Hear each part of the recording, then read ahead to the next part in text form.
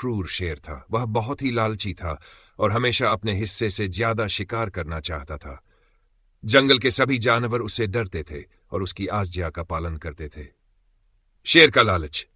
शेर ने जंगल के सभी जानवरों पर एक कठोर नियम लागू कर रखा था। हर दिन कोई न कोई जानवर खुद उसकी गुफा में आकर उसका भोजन बनेगा। इससे शेर को शिकार करने की जरूरत नहीं पड़ती थी और वह आराम से जंगल का राजा बना रहता था। शुरू शुरू में सभी जानवर इस नियम का पालन करते रहे, लेकिन धीरे धीरे उनकी संख्या कम होने लगी। हिरन, खरगोश, जंगली सूअर और अन्य छोटे छोटे जीव धीरे धीरे खत्म होने लगे। जंगल में भय का माहौल था लेकिन शेर को इससे कोई फर्क नहीं पड़ा। वह हर दिन आराम से भोजन करता और जंगल पर अपना शासन चलाता। चतुर खरगोश की योजना। एक दिन जंगल के जानवरों की सभा हुई। सभी बहुत चिंतित थे। यदि ऐसा ही चलता रहा तो जल्द ही कोई भी जीवित नहीं बचेगा। तभी एक चतुर और बुद्धिमान खरगोश बोला, मुझे एक उपाय सूझा है। यदि तुम सब मुझ पर विश्वास करो तो मैं शेर के लालच को उसी के खिलाफ इस्तेमाल कर सकता हूं। सभी जानवरों ने सहमति जताई क्योंकि उनके पास और कोई उपाय नहीं था। खरगोश की योजना थी कि वह शेर को लालच में डालकर उसकी ही मौत का कारण बनेगा। खरगोश की चालाकी। इन खरगोश की बारी आई। सभी जानवर डरे हुए कि छोटा सा खरगोश कैसे शेर का सामना करेगा, लेकिन खरगोश निडर था। उसने शेर की गुफा में जाने से पहले गड्ढे के पास रुककर उसे ध्यान से देखा। वह गड्ढा बहुत गहरा था और उसमें पानी। खरगोश को एक चालाकी सूझी।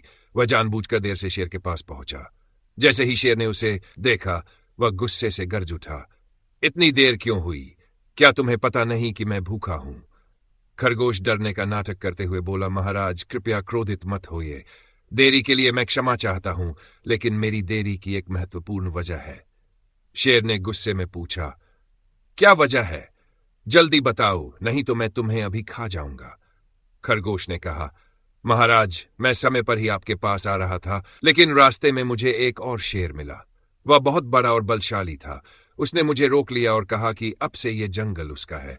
वह कह रहा था कि आप अब बूढ़े और कमजोर हो चुके हैं और अब वह इस जंगल का राजा बनेगा। शेर ये सुनकर आग बबूला हो गया। उसकी आंखों में गुस्सा और जलन थी।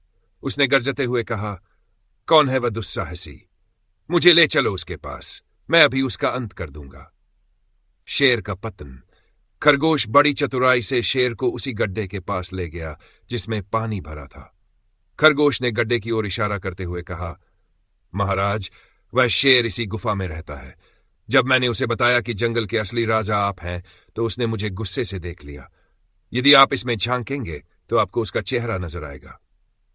शेर ने बिना सोचे समझे गड्ढे में झांका। जैसे ही उसने पानी में देखा, उसे अपनी ही परछाई नजर आई। लेकिन लालची और घमंडी शेर को यह समझ नहीं आया कि वह खुद की ही परछाई देख रहा है। उसने सोचा कि यह वही नया शेर है जो उसके जंगल पर कब्जा जमाना चाहता है। गुस्से में भरे शेर ने बिना कुछ सोचे समझे गड्ढे में छलांग लगा दी। गड्ढा बहुत गहरा था और उसमें से निकलना असंभव था।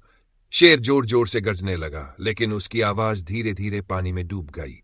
कुछ ही समय में वह शक्तिशाली और लालची शेर पानी में डूबकर मर गया। जंगल में खुशी। जैसे ही यह खबर जंगल में फैली, सभी जानवर खुशी से झूम उठे। उन्होंने चतुर खरगोश को धन्यवाद दिया, जिसने अपनी बुद्धिमानी से पूरे जंगल को मुक्त कर दिया था। अब वे बिना किसी भय के अपने जीवन का आनंद ले सकते थे। इस घटना के बाद सभी जानवरों ने एक दूसरे से वादा किया कि वे लालच से बचेंगे और जंगल में शांति और समानता बना